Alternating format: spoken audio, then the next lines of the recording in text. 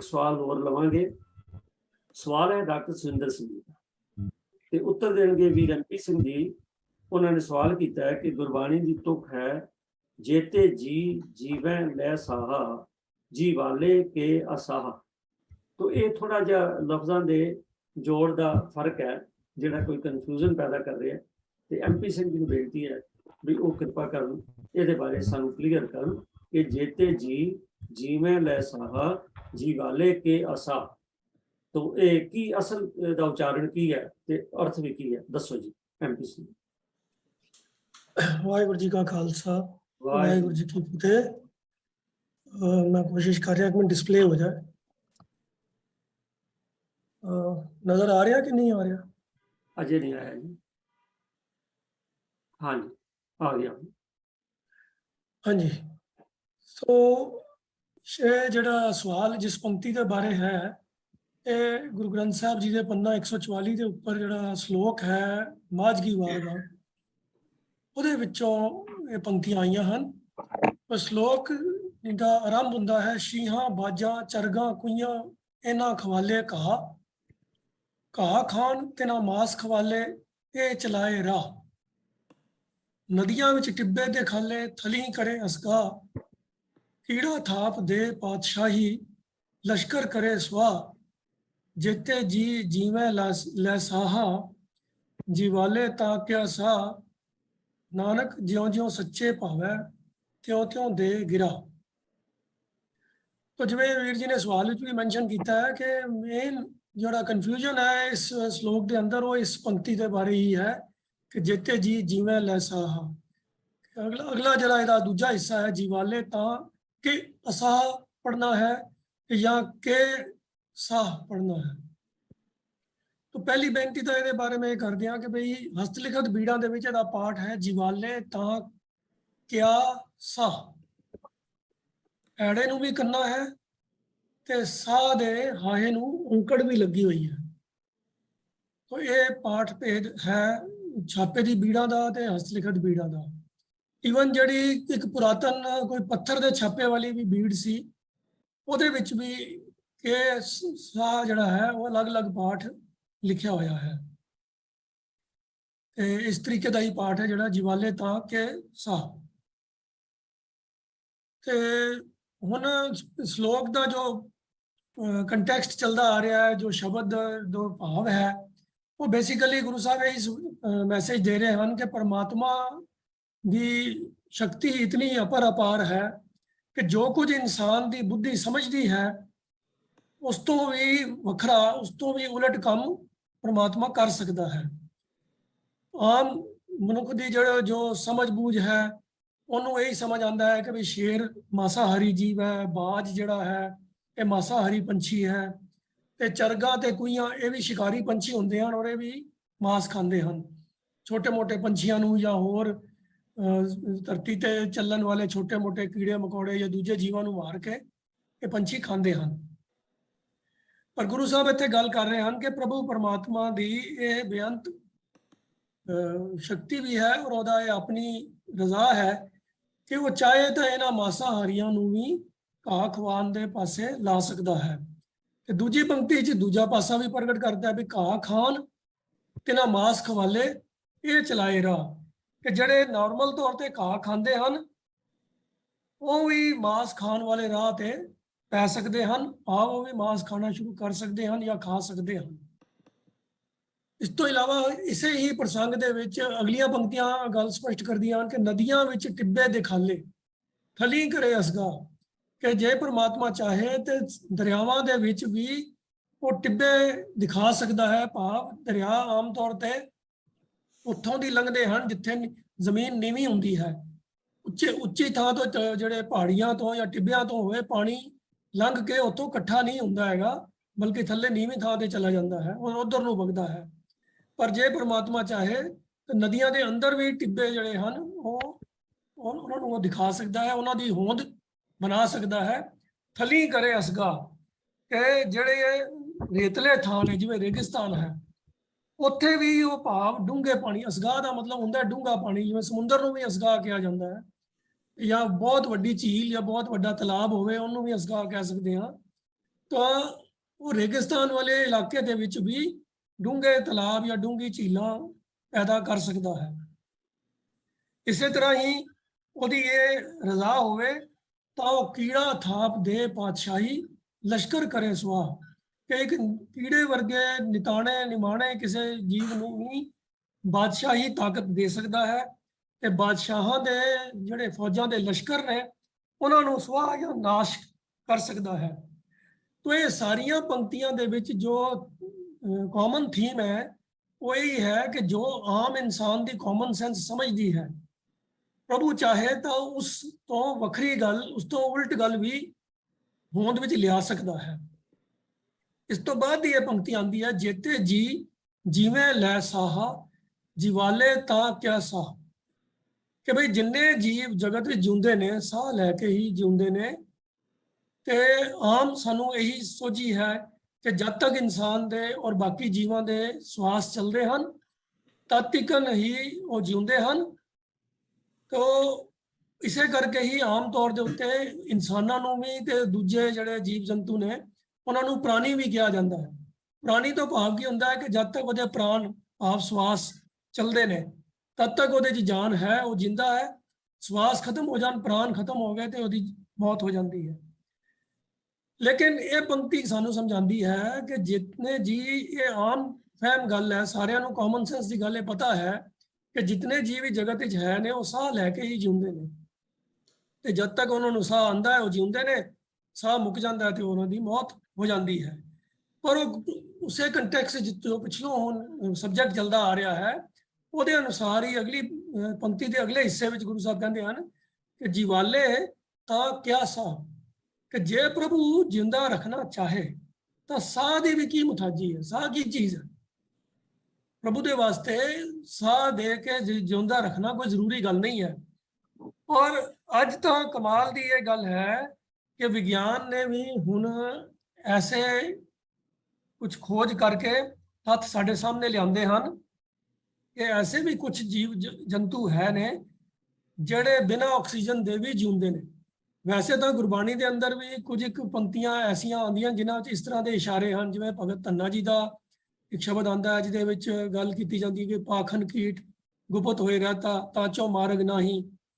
ਤੋ ਉਹਦੇ ਵਿੱਚ ਵੀ ਇਸ਼ਾਰਾ ਹੈ ਕਿ ਵੀ ਪੱਥਰ ਦੇ ਅੰਦਰ ਵੀ ਕੀੜਾ ਐਸਾ ਇੱਕ ਹੁੰਦਾ ਹੈ ਜਿਹੜਾ ਪੱਥਰ ਦੇ ਅੰਦਰ ਰਹਿੰਦਾ ਹੈ ਔਰ ਪੱਥਰ ਦੇ ਅੰਦਰੋਂ ਉਹਨੂੰ ਸਾਹ ਲੈਣ ਦਾ, ਬਾਹਰ ਅੰਦਰ ਨਿਕਲਣ ਦਾ ਕੋਈ ਰਾਹ ਨਹੀਂ ਹੁੰਦਾ ਹੈਗਾ, ਪਰ ਫਿਰ ਵੀ ਉਹਦਾ ਜੀਵਨ ਚੱਲਦਾ ਰਹਿੰਦਾ ਹੈ। ਸਾਡੇ ਆਪਣੇ ਜੀਵਨ ਦੇ ਵਿੱਚ ਮੇਰੇ ਪਰਸਨਲ ਇੱਕ ਐਕਸਪੀਰੀਅੰਸ ਹੈ ਕਿ ਅਸੀਂ ਬਚਪਨ ਦੇ ਵਿੱਚ ਇੱਕ ਕਿਸੇ ਨੇ ਸਾਨੂੰ ਦਿਖਾਇਆ ਸੀਗਾ ਕਿ ਇੱਕ ਅੰਬ ਐਸਾ ਆਉਂਦਾ ਹੈ ਜਿਹਨੂੰ ਮੱਖੀ ਅੰਬ ਕਿਹਾ ਜਾਂਦਾ, ਤੇ ਉਹ ਅੰਬ ਨੂੰ ਕੱਟੋ ਤੇ ਉਹਦੇ ਅੰਦਰੋਂ ਜਿਉਂਦੀ ਮੱਖੀ ਉੱਡ ਕੇ ਬਾਹਰ ਨਿਕਲ ਆਉਂਦੀ ਹੈ। ਹਾਲਾਂਕਿ ਇਹ ਜ਼ਰੂਰੀ ਨਹੀਂ ਹੈ ਕਿ ਜਿਹੜਾ ਉਹ ਕੀੜਾ ਜਾਂ ਜੋ ਵੀ ਇਨਸੈਕਟ ਨਿਕਲਦਾ ਹੈ ਉਹ ਜਿਹੜੀ ਹਾਊਸ ਫਲਾਈ ਹੈ ਉਹ ਮੱਖੀ ਹੋਵੇ, ਪਰ ਉਹ ਕਿਉਂਕਿ ਕਾਲੇ ਰੰਗ ਦਾ ਔਰ ਛੋਟੇ ਜਿਹੇ ਮੱਖੀ ਦੇ ਸਾਈਜ਼ ਦਾ ਹੀ ਹੁੰਦਾ ਹੈ ਤੇ ਉਹਨੂੰ ਇਸ ਕਰਕੇ ਲੋਕ ਮੱਖੀ ਅਜ਼ਿਊਮ ਕਰ ਲੈਂਦੇ ਹਨ। ਪਰ ਅੰਬ ਐਸਾ ਹੁੰਦਾ ਹੈ ਜਿਹੜੇ ਇੱਕ ਪਾਰਟਿਕੂਲਰ ਸਪੈਸ਼ੀਜ਼ ਅੰਬਾਂ ਦੀ ਹੈ ਕਿ ਉਹਨੂੰ ਕੱਟੋ ਤੇ ਉਹਦੇ ਅੰਦਰੋਂ ਇੱਕ ਕਾਲੇ ਰੰਗ ਦਾ ਮੱਖੀ ਦੇ ਸਾਈਜ਼ ਦਾ ਇਨਸੈਕਟ ਜਿਉਂਦਾ ਨਿਕਲ ਕੇ ਉੱਡ ਜਾਂਦਾ ਹੈ ਬਾਹਰ, ਤੇ ਉਸ ਅੰਬ ਦਾ ਨਾਮ ਮੱਖੀ ਅੰਬ ਕਰਕੇ ਪੈ ਜਾਂਦਾ ਹੈ। ਤਾਂ ਹੁਣ ਅੰਬ ਦੇ ਅੰਦਰ ਕੋਈ ਸਾਹ ਲੈਣ ਦੀ ਕੋਈ ਮਾਰਗ ਤਾਂ ਉਹਦਾ ਵੀ ਨਹੀਂ ਹੈ, ਜਿਵੇਂ ਪੱਥਰ ਦੇ ਅੰਦਰ ਕੀੜੇ ਨੂੰ ਸਾਹ ਲੈਣ ਦਾ ਕੋਈ ਰਸਤਾ ਨਹੀਂ ਹੈ, ਤਿਵੇਂ ਹੀ ਉਸ ਅੰਬ ਦੇ ਅੰਦਰ ਵੀ ਨਹੀਂ ਹੈ। ਤੇ ਅੱਜ ਦੀ ਜਿਹੜੀ ਹੋਰ ਲੇਟੈਸਟ ਜੋ ਮੈਂ ਨੈਟ ਤੋਂ ਪੜ੍ਹੀ ਹੈ ਕਿ ਸਾਇੰਟਿਸਟ ਨੇ ਇੱਕ ਮਲਟੀ ਸੈਲੂਲਰ ਐਸਾ ਐਨੀਮਲ ਲੱਭਿਆ ਹੈ ਜਿਹੜਾ ਬਿਨਾਂ ਆਕਸੀਜਨ ਦੇ ਜਿਉਂਦਾ ਰਹਿੰਦਾ ਹੈ, ਔਰ ਉਹ ਰਹਿੰਦਾ ਵੀ ਐਸੀ ਜਗ੍ਹਾ ਤੇ ਹੈ ਜਿਹੜੀ ਦੁਨੀਆ ਦੀ ਸਭ ਤੋਂ ਕਠਿਨ ਜਿਹੜੀ ਜਗ੍ਹਾ ਹੈ ਉਹ ਹੈ ਮੈਡੀਟਰੇਨੀਅਨ ਓਸ਼ਨ ਦੇ ਥੱਲੇ। ਉਹ ਇੱਕ ਇਲਾਕਾ ਹੈ ਜਿਹੜਾ ਬਿਲਕੁਲ ਹੀ ਨਮਕੀਨ ਪਾਣੀ ਦਾ ਜਿਹੜਾ ਕੰਸੈਂਟਰੇਟਿਡ ਉਹਦਾ ਹਿੱਸਾ ਹੈ ਸਮੁੰਦਰ ਦਾ। ਇਹ ਤਾਂ ਸਾਰੇ ਜਾਣਦੇ ਹਨ ਕਿ ਸਮੁੰਦਰ ਦਾ ਪਾਣੀ ਨਮਕੀਨ ਹੁੰਦਾ ਹੈ, ਖਾਰਾ ਹੁੰਦਾ, ਉਹਨੂੰ ਬਰਾਈਨ ਕਹਿੰਦੇ ਹਨ, ਪਰ ਉਹਦੀ ਕੰਸੈਂਟ੍ਰੇਸ਼ਨ ਇੰਨੀ ਜ਼ਿਆਦਾ ਨਹੀਂ ਹੁੰਦੀ ਕਿ ਭਈ ਉਹਦੇ ਅੰਦਰ ਜੀਵ ਜੰਤੂ ਤੁਰ ਫਿਰ ਨਾ ਸਕਣ ਜਾਂ ਸਾਹ ਨਾ ਲੈ ਸਕਣ। ਪਰ ਮੈਡੀਟਰੇਨੀਅਨ ਓਸ਼ਨ ਦੇ ਥੱਲੇ ਜਿਹੜਾ ਲਾ ਅਟਲਾਂਟ ਕਰਕੇ ਬੇਸਿਨ ਹੈ ਉਹਦੇ ਅੰਦਰ ਉਹ ਬਰਾਈਨ, ਸਾਲਟ ਬਰਾਈਨ ਇੰਨਾ ਡੈਂਸ ਹੈਗਾ, ਇਤਨਾ ਜ਼ਿਆਦਾ ਗਾੜਾ ਹੈਗਾ ਕਿ ਉਹਦੇ ਅੰਦਰ ਆਕਸੀਜਨ ਮਿਕਸ ਹੋ ਹੀ ਨਹੀਂ ਸਕਦੀ। ਤੋ ਉਹ ਫਿਰ ਉਹਦੇ ਉੱਪਰਲਾ ਪੋਰਸ਼ਨ ਜਿਹੜਾ ਹੈ ਉਹਦੇ ਅੰਦਰ ਤਾਂ ਆਕਸੀਜਨ ਹੁੰਦੀ ਹੈ, ਲੇਕਿਨ ਜਿਹੜਾ ਥਲਵਾ ਹਿੱਸਾ ਹੈ ਉਹਦੇ ਅੰਦਰ ਆਕਸੀਜਨ ਜਾਂਦੀ ਹੀ ਨਹੀਂ ਹੈ। ਪਰ ਉਸ ਹਿੱਸੇ ਵਿੱਚੋਂ ਵੀ, ਜਿਸ ਹਿੱਸੇ ਦੇ ਅੰਦਰ ਆਕਸੀਜਨ ਨਹੀਂ ਵੜ ਸਕਦੀ, ਉਹਦੇ ਅੰਦਰ ਵੀ ਸਾਇੰਟਿਸਟ ਨੇ ਮਲਟੀ ਸੈਲੂਲਰ ਐਨੀਮਲ ਲੱਭਿਆ। ਅੱਗੇ ਸਿੰਗਲ ਸੈੱਲ ਵਾਲੇ ਤਾਂ ਉਹਨਾਂ ਨੇ ਪਹਿਲਾਂ ਵੀ ਲੱਭੇ ਹੋਏ ਸਨ, ਪਰ ਹੁਣ ਇਹ ਮਲਟੀ ਸੈਲੂਲਰ ਜਿਹੜਾ ਕਿ ਛੋਟਾ ਜਿਹਾ ਇੱਕ ਸੈੱਲ ਨਹੀਂ ਹੈ, ਬਲਕਿ ਇੱਕ ਆਕਾਰ ਵਾਲਾ ਜੀਵ ਜੰਤੂ ਐਸਾ ਹੈ ਜਿਹੜਾ ਉਹਦੇ ਅੰਦਰ ਜਿਉਂਦਾ ਹੈ ਔਰ ਉਹਨੂੰ ਕੋਈ ਆਕਸੀਜਨ ਦੀ ਜ਼ਰੂਰਤ ਨਹੀਂ ਹੈ। ਤੋ ਇਸ ਪੰਕਤੀ ਦਾ ਜਦੋਂ ਅਸੀਂ ਪਾਠ ਕਰਦੇ ਹਾਂ, ਜਿੱਤੇ ਜੀ ਜਿਵੇਂ ਲੈ ਸਾਹਾ, ਭਾਵੇਂ ਕੁਝ ਲੋਕਾਂ ਨੇ, ਕੁਝ ਟੀਕਾਕਾਰਾਂ ਨੇ ਇਹਦਾ ਪਾਠ ਭੇਦ ਉਸ ਤਰ੍ਹਾਂ ਦਿੱਤਾ ਹੈ ਜਿਹੜਾ ਕਿ ਸਕਰੀਨ ਤੇ ਨਜ਼ਰ ਆ ਰਿਹਾ ਹੈ ਕਿ ਜੀਵਾਲੇ ਤਾਂ ਕਿ ਅਸਾ। ਭਾਵ ਅਰਥ ਦੋਨੋਂ ਤਰੀਕੇ ਇੱਕੋ ਹੀ ਨਿਕਲਦਾ ਹੈ। ਜੇ ਅਸੀਂ ਬੋਲੀਏ ਜੀਵਾਲੇ ਤਾਂ ਕਿ ਅਸਾ, ਤਾਂ ਉਹਦਾ ਵੀ ਅਰਥ ਉਹੀ ਹੀ ਕਰਦੇ ਹਨ ਕਿ ਜੇ ਪਰਮਾਤਮਾ ਚਾਹੇ ਤੇ ਬਿਨਾਂ ਸਾਹ ਤੋਂ, ਅਸਾਹ ਦਾ ਅਰਥ ਕਰਦੇ ਹਨ ਸਾਹ ਤੋਂ ਬਗੈਰ, ਉਹ ਜੀਵਾਂ ਨੂੰ ਸਾਹ ਤੋਂ ਬਗੈਰ ਵੀ ਰੱਖ ਸਕਦਾ ਹੈ। ਤੇ ਜੇ ਇਹਦਾ ਪਾਠ ਭੇਦ ਉਹ ਕਰੀਏ ਜਿਹੜਾ ਹਸਤਲਿਖਤ ਬੀੜਾਂ ਵਿੱਚ ਹੈ, ਤਾਂ ਵੀ ਅਰਥ ਇਹਦੇ ਇਹੀ ਬਣਦੇ ਹਨ ਕਿ ਸਾਹ ਦੀ ਮੁਤਾਜੀ ਨਹੀਂ ਹੈ, ਸਾਹ ਦੀ ਕੋਈ ਇੰਪੋਰਟੈਂਸ ਨਹੀਂ ਹੈ। ਜੇ ਪ੍ਰਭੂ ਜਿਉਂਦਾ ਰੱਖਣ ਤੇ ਆਵੇ ਤਾਂ ਉਹ ਜੀਵਾਂ ਨੂੰ ਬਿਨਾਂ ਸਾਹ ਤੇ ਵੀ ਰੱਖ ਸਕਦਾ ਹੈ। ਤੇ ਜਦੋਂ ਅਸੀਂ ਇਹ ਅਰਥ ਪੜ੍ਹਦੇ ਹਾਂ ਜਾਂ ਸਮਝਦੇ ਹਾਂ, ਸਾਡੇ ਦਿਮਾਗ ਵਿੱਚ ਸਿਰਫ ਇਨਸਾਨਾਂ ਦੀ ਜਾਂ ਉਹਨਾਂ ਜੀਵ ਜੰਤੂਆਂ ਦੀ ਗੱਲ ਆਉਂਦੀ ਹੈ ਜਿਨ੍ਹਾਂ ਦੇ ਬਾਰੇ ਅਸੀਂ ਜਾਣਦੇ ਹਾਂ, ਅਸੀਂ ਆਲੇ ਦੁਆਲੇ ਆਪਣੇ ਦੇਖਦੇ ਹਾਂ। ਪਰ ਇਹਦਾ ਅਰਥ ਇਹ ਵੀ ਤਾਂ ਹੋ ਸਕਦਾ ਹੈ ਨਾ ਕਿ ਪਰਮਾਤਮਾ ਦੀ ਕੁਦਰਤ ਦੇ ਅੰਦਰ ਉਸਨੇ ਐਸੇ ਜੀਵ ਵੀ ਪੈਦਾ ਕੀਤੇ ਹਨ ਜਿਹੜੇ ਉਹ ਬਿਨਾਂ ਸਵਾਸ ਤੇ ਵੀ ਜਿਨ੍ਹਾਂ ਨੂੰ ਜਿਉਂਦਾ ਰੱਖਦਾ ਹੈ। ਜਿਵੇਂ ਜੇ ਮੈਂ ਇੱਕ ਦੋ ਮਿਸਾਲਾਂ ਹੁਣ ਆਪ ਜੀ ਸਾਹਮਣੇ ਦਿੱਤੀਆਂ, ਭਾਵੇਂ ਕਿ ਭਗਤ ਧੰਨਾ ਜੀ ਦੇ ਸ਼ਬਦ ਵਿੱਚ ਵੀ ਜ਼ਿਕਰ ਹੈ, ਜਾਂ ਉਹ ਮੱਖੀ ਦੀ ਗੱਲ ਕੀਤੀ ਹੈ, ਜਾਂ ਇਹ ਵਾਲਾ ਹੁਣ ਮੈਡੀਟਰੇਨੀਅਨ ਓਸ਼ਨ ਦੇ ਥੱਲੇ ਜਿਹੜਾ ਇਹ ਜੀਵ ਹੈ ਜਿਹੜਾ ਸਾਇੰਟਿਸਟ ਨੇ ਹੁਣ ਥੋੜੇ ਚਿਰ ਪਹਿਲਾਂ ਹੀ ਲੱਭਿਆ ਹੈ। ਉਹ ਕਹਿਣ ਤੋਂ ਭਾਵ ਇਹ ਹੈ ਕਿ ਪਰਮਾਤਮਾ ਦੀ ਕੁਦਰਤ ਦੇ ਵਿੱਚ ਐਸੇ ਕ੍ਰਿਸ਼ਮੇ ਹਨ, ਐਸੀਆਂ ਚੀਜ਼ਾਂ ਹੁੰਦੀਆਂ ਹਨ ਜਿਹੜੀਆਂ ਇਨਸਾਨ ਦੀ ਬੁੱਧੀ ਤੋਂ, ਉਹਦੀ ਸਮਝ ਤੋਂ ਕਿਤੇ ਉੱਚੇ ਹਨ। ਜਿਵੇਂ ਇਸ ਸ਼ਲੋਕ ਦੇ ਅੰਦਰ ਮਾਸਾਹਾਰੀ ਜੀਵਾਂ ਨੂੰ ਘਾਹ ਖਵਾਉਣ ਦੀ ਗੱਲ ਕੀਤੀ ਗਈ ਹੈ, ਘਾਹ ਖਾਣ ਵਾਲਿਆਂ ਨੂੰ ਮਾਸ ਖਵਾਉਣ ਦੀ ਗੱਲ ਕੀਤੀ ਗਈ ਹੈ, ਨਦੀਆਂ ਦੇ ਵਿੱਚ ਟਿੱਬਿਆਂ ਦੀ ਗੱਲ ਕੀਤੀ ਗਈ ਹੈ, ਰੇਗਿਸਤਾਨ ਦੇ ਅੰਦਰ ਵੱਡਾ ਪਾਣੀ ਸਮੁੰਦਰ ਵਰਗਾ ਜਾਂ ਵੱਡੀ ਝੀਲ ਵਰਗੇ ਪਾਣੀ ਦੀ ਗੱਲ ਕੀਤੀ ਗਈ ਹੈ, ਨਿਮਾਣੇ ਨਿਤਾਣੇ ਕੀੜਿਆਂ ਨੂੰ ਪਾਤਸ਼ਾਹੀ ਤੇ ਪਾਤਸ਼ਾਹਾਂ ਦੇ ਲਸ਼ਕਰ ਨੂੰ ਸੁਆਹ ਕਰਨ ਦੀ ਗੱਲ ਆਈ ਹੈ। ਇਹ ਸਾਰੀਆਂ ਐਸੀਆਂ ਘਟਨਾਵਾਂ ਜਾਂ ਐਸੇ ਇਨਸੀਡੈਂਟ ਨੇ ਜਿਹੜੇ ਆਮ ਇਨਸਾਨ ਦੀ ਬੁੱਧੀ ਦੇ ਵਿੱਚ, ਉਹਦੀ ਸਮਝ ਵਿੱਚ ਨਹੀਂ ਆਉਂਦੇ ਹੈਗੇ। ਇਹ ਐਕਸੈਪਸ਼ਨਲ ਇੰਸਟੈਂਸਿਸ ਹੀ ਨੇ। ਤਾਂ ਇਵੇਂ ਹੀ ਐਸੇ ਐਕਸੈਪਸ਼ਨਲ ਕੇਸਿਸ ਵੀ ਪਰਮਾਤਮਾ ਦੀ ਕੁਦਰਤ ਵਿੱਚ ਹੈ ਨੇ। ਇਹ ਐਸੇ ਜੀਵ ਜੰਤੂ ਪਰਮਾਤਮਾ ਨੇ ਪੈਦਾ ਕੀਤੇ ਹਨ ਜਿਨ੍ਹਾਂ ਨੂੰ ਉਹ ਬਿਨਾਂ ਸਵਾਸ ਤੋਂ ਵੀ ਜਿਉਂਦਾ ਰੱਖਦਾ ਹੈ। तो आखिरी पंक्ति ਵਿੱਚ गुरु साहब ने निर्णय दे दिता है कि नानक ज्यों ज्यों सच्चे भावे त्यों त्यों दे गिरा, कि जिवें जिवें ਉਹਨੂੰ ਚੰਗਾ ਲੱਗਦਾ ਹੈ ਤਿਵੇਂ ਤਿਵੇਂ ਹੀ ਉਹ ਆਪਣੇ ਬਣਾਏ ਹੋਏ ਪੈਦਾ ਕੀਤੇ ਹੋਏ ਜੀਵਾਂ ਨੂੰ ਆਧਾਰ ਖੁਰਾਕ ਦਿੰਦਾ ਹੈ। ਗਿਰਾ ਤੋਂ ਭਾਵ ਹੈ ਉਹਨਾਂ ਦੀ ਖੁਰਾਕ। तो ਉਹਨਾਂ ਨੂੰ ਜਿਉਂਦੇ ਰੱਖਣ ਵਾਸਤੇ ਉਹਨਾਂ ਦੀ ਖੁਰਾਕ ਪ੍ਰਮਾਤਮਾ ਨੇ ਆਪ ਹੀ ਪ੍ਰੋਵਾਈਡ ਕੀਤੀ ਹੈ। ਔਰ ਭਾਂਤ ਭਾਂਤ ਦੇ ਜੀਵਾਂ ਦੀ ਭਾਂਤ ਭਾਂਤ ਦੀ ਵੱਖੋ ਵੱਖਰੀ ਖੁਰਾਕ ਹੈ।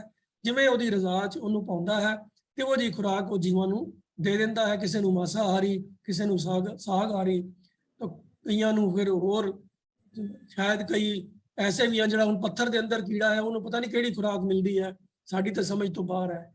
ਤਾਂ ਇਸ ਕਰਕੇ ਪਰਮਾਤਮਾ ਦੀ ਕੁਦਰਤ ਬੇਅੰਤ ਹੈ, ਉਹਦੇ ਕ੍ਰਿਸ਼ਮੇ ਵੀ ਬੇਅੰਤ ਹਨ। ਉਹਦੀ ਰਜ਼ਾ ਦਾ ਉਹ ਆਪ ਹੀ ਜਾਣੂ ਹੈ। ਤਾਂ ਜਿੱਤ ਕਰ ਇਸ ਪੰਕਤੀ ਦੇ ਪਾਠ ਦੀ ਗੱਲ ਹੈ ਤਾਂ ਉਹ ਸ਼ਬਦ ਭੇਦ ਜਿਹੜਾ ਹੈ ਉਹ ਬੈਟਰ ਇਹੀ ਹੀ ਹੈ ਜਿਵੇਂ ਹਸਤਲਿਖਤ ਬੀੜਾਂ ਦੇ ਅੰਦਰ ਹੈ ਕਿ ਜੀਵਾਲੇ ਤਾਂ ਕਿਆਸਾ। इतनी ही बेनती प्रवान करने की। वाहिगुरू जी का खालसा, ਵਾਹਿਗੁਰੂ ਜੀ ਕੀ ਫਤਿਹ। ਵਾਹਿਗੁਰੂ ਦੀ ਬੇਅੰਤਤਾ ਦਾ ਕੋਈ ਅੰਤ ਨਹੀਂ ਪਾ ਸਕਦਾ। ਸਾਹਿਬ ਸਿੰਘ ਜੀ ਨੇ ਬਹੁਤ ਸੁੰਦਰ ਤਰੀਕੇ ਨਾਲ ਗੁਰਬਾਣੀ ਦੀਆਂ ਔਰ ਗੁਰਬਾਣੀ ਦੇ ਨਾਲ ਨਾਲ ਜਿਹੜੀਆਂ ਲੇਟੈਸਟ ਸਾਇੰਟੀਫਿਕ ਰਿਸਰਚ ਨੇ ਉਹਨਾਂ ਦਾ ਹਵਾਲਾ ਦੇ ਕੇ ਬੜੇ ਅੱਛੇ ਤਰੀਕੇ ਨਾਲ ਸਮਝਾਇਆ। ਔਰ ਮੈਂ ਆਸ ਰੱਖਦਾ ਡਾਕਟਰ ਸੁਰਿੰਦਰ ਸਿੰਘ ਜੀ ਜਾਂ ਬਾਕੀ ਸੰਗਤ ਵੀ ਕਿ ਇਸ ਸਵਾਲ ਦਾ ਉੱਤਰ ਉਹਨਾਂ ਨੂੰ ਬਾਖੂਬ ਮਿਲ ਗਿਆ ਹੋਏਗਾ। तो वाहिगुरु जी की वाकई बेअंतता है। इसे करके कितने ही नाम गुरु ग्रंथ साहिब ने बेअंत, अगम, गोचर, अलख, वाहिगुरु का कोई भी जो संसार का चलाने का सिस्टम है ये सारे निज़ाम मनुख के मनुखी दिमाग के समझ तो बाहर है। तो सानू उहदे विच नहीं जाना चाहिए। सानू उहदी बेअंतता देख के यही कहना चाहिए कि बुनियादी कुदरत वसिया तेरा अंत नजाई रखिया। धन्यवाद वीर जी आप जी एक बार फिर। तो संगत जी मैं क्षमा मंगदा कि तकरीबन 7-8 मिनट असी ਜ਼ਿਆਦਾ ਲੈ ਲਏ ਨੇ। ਤੋ ਹੁਣ ਮੈਂ ਇਸ ਲਈ ਆਪ ਪਾਸੋਂ ਖਿਮਾ ਮੰਗਦਾ ਹੋਇਆ ਬੇਨਤੀ ਕਰਦਾ ਕਿ ਆਪਣੇ ਸਵਾਲ ਭੇਜੋ। ਇੱਕ ਸਵਾਲ ਸਰ ਅਮਰੀਕ ਸਿੰਘ ਜੀ ਨੇ ਭੇਜਿਆ ਗਰੁੱਪ ਚੈਟ ਵਿੱਚ, ਉਹ ਮੈਂ ਨੋਟ ਕਰ ਲਿਆ। ਤੋ ਬਾਕੀ ਵੀ ਸੰਗਤਾਂ ਨੂੰ ਬੇਨਤੀ ਹੈ ਕਿ ਜਦ ਵੀ ਉਹਨਾਂ ਦੇ ਮਨ 'ਚ ਕੋਈ ਸਵਾਲ ਆਉਂਦਾ ਹੈ ਉਹ ਭੇਜੋ। ਸਵਾਲ ਹੀ ਨਹੀਂ, ਆਪਣੇ ਸੁਝਾਅ ਵੀ ਜ਼ਰੂਰ ਭੇਜੋ ਕਿ ਇਸ ਪ੍ਰੋਗਰਾਮ ਨੂੰ ਅਸੀਂ ਕਿਵੇਂ ਹੋਰ ਜ਼ਿਆਦਾ ਅੱਛਾ ਬਣਾ ਸਕਦੇ ਹਾਂ। ਤੋ ਆਓ ਸੰਗਤ ਜੀ, ਆਪ ਜੀ ਦੇ ਆਸ਼ੀਰਵਾਦ ਨਾਲ ਇਸੇ ਤਰ੍ਹਾਂ ਅਗਲੇ ਸੋਮਵਾਰ ਪੈਨਲ ਆਪ ਦੀ ਸੇਵਾ 'ਚ ਫਿਰ ਹਾਜ਼ਰ ਹੋਏਗਾ। ਤਦ ਤੱਕ ਲਈ ਵਾਹਿਗੁਰੂ ਜੀ ਕਾ ਖਾਲਸਾ, ਵਾਹਿਗੁਰੂ ਜੀ ਕੀ ਫਤਿਹ ਪ੍ਰਵਾਨ ਕਰੋ।